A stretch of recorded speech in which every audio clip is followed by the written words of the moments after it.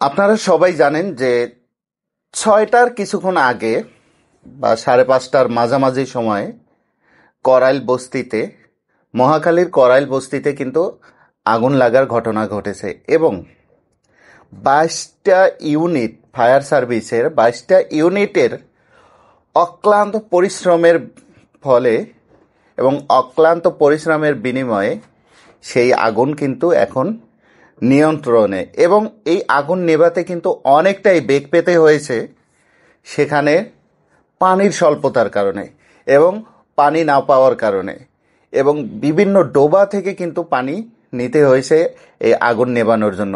এবং আর একটা যে সমস্যা, সেটা কিন্তু আমরা অহরহ দেখি যে ঢাকার শহরে যখন কোনো আগুন লাগার ঘটনা বা দুর্ঘটনার খবর শোনা যায়, তখন কিন্তু ফায়ার সার্ভিস সেই যথা সময়ে সেখানে পৌঁছানোর একটি বাধা কিন্তু ট্রাফিক।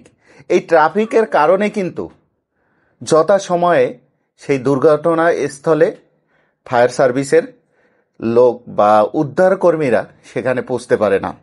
তো আসলে অনেক সময় দেখা যায় যে দুর্ঘটনা ঘটে, দুর্ঘটনায় কিন্তু সব কিছু শেষ হওয়ার পরে উদ্ধার কাজ, উদ্ধার কর্মী হোক বা উদ্ধার কাজ হোক, সেটা কিন্তু শুরু হয়।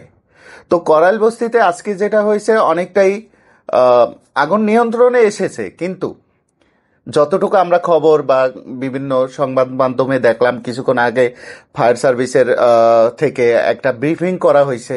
সেখানে তারা বলছে যে আমরা যথাসময়ে পৌঁছতে পারিনি এবং তাদের ওখানে পৌঁছতে প্রায় ২০ মিনিট থেকে ২৫ মিনিট সময় লেগেছে। তার মানে কিন্তু ২৫ মিনিটে অনেক কিছু শেষ হয়ে যায়।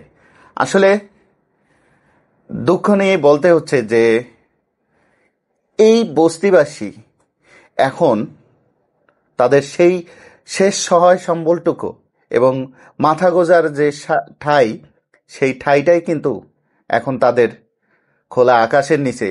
আপনি একবার চিন্তা করেন তো, আমরা গায়ের কাপড় সেটা পরে কিন্তু ঘরের ভিতরে কম্বল গায়ে দিয়ে ঘুমাই, তারপরও ঠান্ডা অনুভব করি। আর এই লোকগুলো খোলা আকাশের নিচে কাটাতে হবে, তাদের অবস্থা এখন কতটা নির্মম।